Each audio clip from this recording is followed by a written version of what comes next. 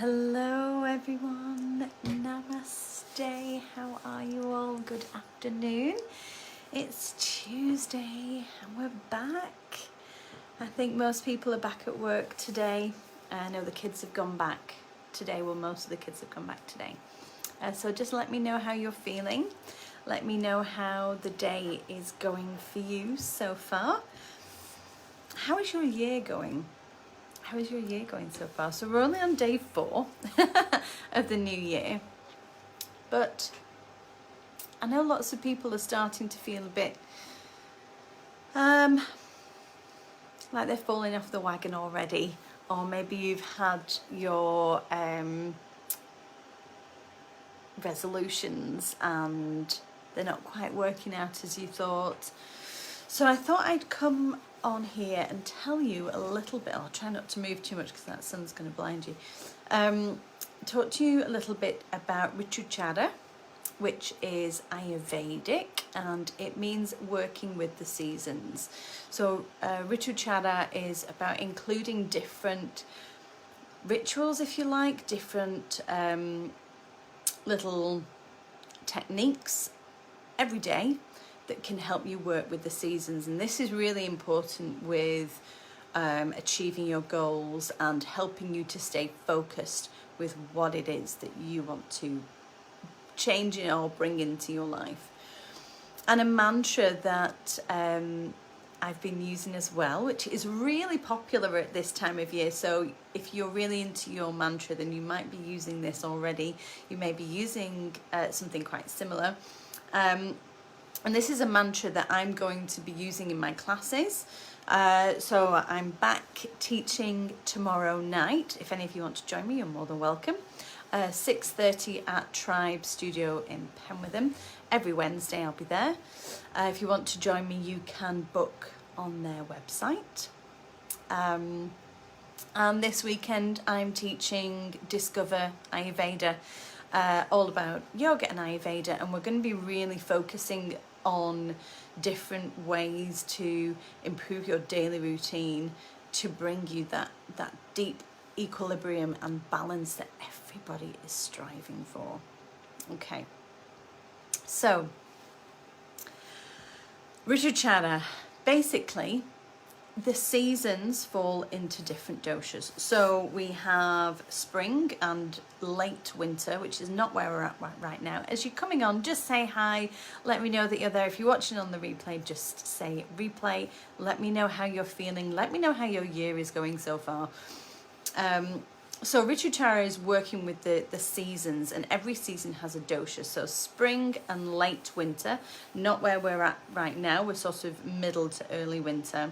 But that is the kapha dosha. That is water and earth. So it can feel quite sluggish, quite slow, steady, wet at that time of year. Then we move into the summer, which is the pitta dosha. That's water and fire. Of course, it's very hot. There's a lot of heat. There's also some dryness as well. So you might suffer from dry eyes during the summer. If you're pitta dosha anyway, you might suffer with dry eyes. I'm going to be talking a lot about this at the weekend on, making sure that we have really good daily routines for your dosha. And I'm going to be talking a lot about that in the workshops this weekend, and then I've got some more on the 22nd and the 23rd. And depending on what your dosha is, so when I talk about doshas, I mean the different elements that are within us all. So we all have these 5 elements: air, earth, fire, water and ether. All of us have them within us, and we have them in different ratios. So we have, some people have more fire within them, some people have more earth, some people have more air. And it just completely affects how you are in your life. Knowing this can give you such freedom with knowing what foods and routines to bring into your life to make you feel a little bit more balanced and a little bit happier in your life. So knowing the doshas is really quite important. If you're not sure what your dosha is, I'm going to pop a little quiz in the comments, and it can give you a little bit of an idea of what your dosha is. Obviously, for much more in-depth detail, then you would need to speak with somebody or come along to one of the workshops where we dive deeper into it. We move into autumn, and that is autumn and early winter, which is where we are now, is the Vata season. So it's dry, it's cold, it's blooming freezing today. It's cold. It is, there's a lot of movement. It's a time when things fall. So in certain parts of the hemisphere, they call this time fall. So there are things falling, there are things dying, everything is coming to an end, but it's very, very dry, it's very, very crisp. It can be windy at this time of year, lots of movement. So within ourselves, we need to make sure that we ground. We want to make sure that we keep the body soft, we keep the body warm. So working with Ritucharya, working with the seasons and increasing bits of things in daily routine, things such as, there's a beautiful, beautiful practice in Ayurveda, which is working with oils. So again, depending on your dosha, you could use sesame oil, you could use olive oil, you could use coconut oil, almond oil, and nourishing your body, massaging your body with that oil after you've had a shower or a bath. That is such a nourishing practice to do during this season, during this Vata season. Other things that are really important during this time are making sure that you're warm. So, for example, I start my day with a hot ginger tea. It can take a bit of time to create, depending on how deep you want the tea to be, how strong you feel that you need to increase your agni, your digestive fire, and how warm you feel that you need to bring your body to be. But this is super simple. All you do is put a cup of water, depending on how big your mug is or your drink, or if you want 2 or 3 cups, you just put more in, bring it to boil. About an inch of fresh ginger, peel it, chop it, and then put it in the boiling water to simmer in the pan for 10 to 45 minutes, depending on what it is that if you are really lacking in fire, so if you're very sluggish in your digestion, in your elimination system, if your skin is very dry or very oily, if you feeling really low, or you're just really sluggish. Sluggish is probably the best way I can describe it. Then leave it in for longer. That is a really good Ritucharya, really good daily practice for this time of year to ignite your agni before you have anything. And that's something that I've been doing. So I pop it on, I get it sorted, I have it simmering away, put a timer on the oven, and I go and do other things whilst that's prepping. And then when it's ready, just drink it, and then you've ignited that agni. Another thing that you can do at this time of year is fresh ginger and salt. So a little bit of a slice of fresh ginger with some sea salt, pink Himalayan salt on the top, just a little sprinkle. Eat that, and again, that gets the fire going within your body. It warms you from the inside. It gets your digestion going and ready to accept all the food, all the nutrients that are really important for us. So those are just 2 little things that you can do around the Vata season, around this time of dryness and cold. Now, during this time of year as well, our minds are very, very active. We've just come from a new moon as well.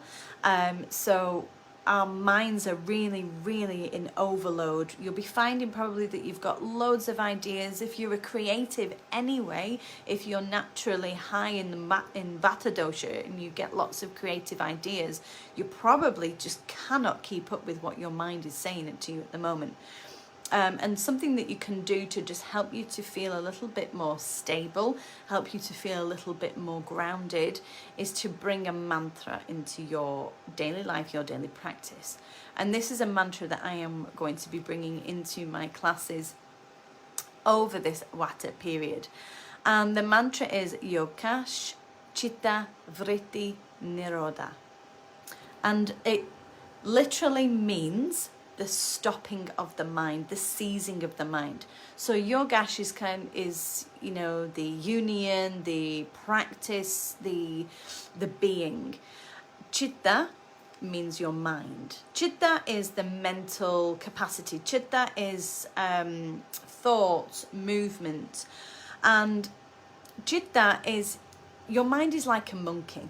So if you imagine a monkey jumping from branch to branch to branch to branch, our minds create thoughts. It's what they're supposed to do. They're supposed to create these thinking patterns. And Chitta is the monkey chasing each thought, jumping from branch to branch to branch to branch. What we want to try and kind of do is encourage the Chitta, encourage the monkey to just rest on one branch for a minute. Don't jump, jump, jump, jump all over the place. Just rest for a wee moment, just stay. And that is where the, you know, the Nirodha, which is the last word in the mantra, comes in, because that is the seizing, that is the restraint, that is the stopping. Now, vritti means wave patterns. So this means fluctuation. So, for example, if you think of water, if you think of like a lake, for example, okay, your mind, the chitta, is the water, okay. External influences is the stone, okay. And when you throw the stone into the water, that creates ripples, and that is the vritti, that is the fluctuation, the movement. And so when the water is still, reflections are clear. If you've ever taken a photograph of beautifully crystal clear still water, you can't always tell where the reflection is and the real picture. When the water is still, when the chitta is still, we can see things clearly. We see ourselves clearly. When the mind is still, we see ourselves clearly. When it's affected by vritti, when it's affected by that movement, we cannot possibly see things clearly, because there's too much fluctuation, there's too much taking our focus away. The chitta, the monkey, is jumping from branch to branch to branch to branch. We cannot stay focused. So Nirodha is the stilling, that's the calming. And this mantra, Yogash Chitta Vritti Nirodhah, Yogash Chitta Vritti Nirodhah, is all about calming the mind. It's all about seizing that jumping around, which comes with this time of year. The Vata, the Vata season, it comes with this time of year. And it's all about helping us to feel calm. And especially with the energy at the moment, with the new moon, with the new year, we can find that we are all over the place. So this is a really, really beautiful mantra to do. You can sit whilst you're doing it, you can lie down, you can grab your mala beads if you have some, and that'll really anchor you a little bit deeper.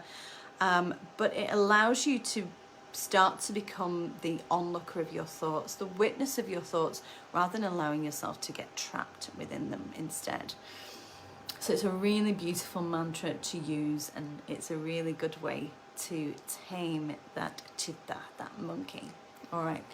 So let me know how you get on. Let me know if you give those practices a whirl. For those of you who would like to join me on the Discover Ayurveda workshops, I have got part 1 on the 8th and the 22nd of January, and part 2 on the 9th and 23rd of January. You can come for both part 1 and part 2, or just come for part 1 or part 2, whatever suits you, and whatever time you've got, or whatever you feel more pulled towards doing. Most people are doing both parts, but if it doesn't work for you, then just do whichever feels right for you. So if you'd like to join me, you are more than welcome. That is this weekend and the 22nd and the 23rd. I'll put some more details in the comments, but hopefully you found these tips useful and you'll find that they help to calm that chitta, that monkey mind, and help you to create some more heat and reduce the dryness that is coming with this Vata season. Okay, I hope you have an amazing day, and I hope to see you all very, very soon. Sending you warmth, sending you heat. I'll see you soon. Bye.